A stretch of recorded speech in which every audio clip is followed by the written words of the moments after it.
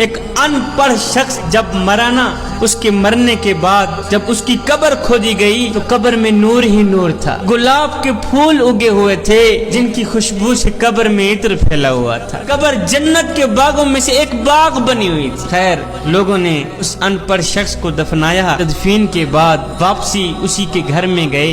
इस अनपढ़ शख्स की बीवी से लोगों ने पूछा कि आखिर तेरा शोहर कौन सा ऐसा नेक अमल किया करता था जिसकी वजह से उसको इतनी जज़ा मिली है कि कब्र में नूर ही नूर था, गुलाब के फूल उगे हुए थे, कब्र जन्नत के बागों में से एक बाग बनी हुई थी। माई बता तो सही कि आखिर कौन सा ऐसा अमल किया करता था तेरा शोहर। तो वो माई कहने लगी, भाइयों मेरा शोहर तो चिट्टा अनपढ़ था, चिट्टा अनपढ़। वो कोई बाअमल इंसान तो नहीं था। हाँ, उसका एक ऐसा अमल था जो मुझे यकीन है वही अमल मेरे अल्लाह को पसंद आया होगा कि वही अमल मेरे शोहर की बख्शिश का जरिया बन गया। लोगों ने कहा बताओ तो सही कौन सा ऐसा अमल वो किया करता था। कहा भाइयों मेरे शोहर का वो खास अमल ये था कि जब मेरा शोहर फजर की नमाज पढ़ने के लिए उठता था ना, तो वो अपने नन्हे से बेटे को, बच्चे को उठाता था, कहता था बेटे आओ जिस मालिक का खाते हैं उसके गीत गाने चलें।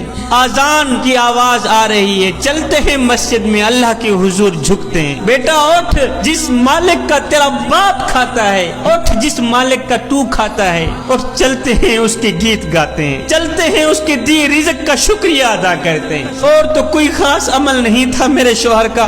मुझे पक्का यकीन है यही अमल मेरे अल्लाह को पसंद आया होगा, मेरे अल्लाह ने मेरे शोहर को बख्श दिया होगा।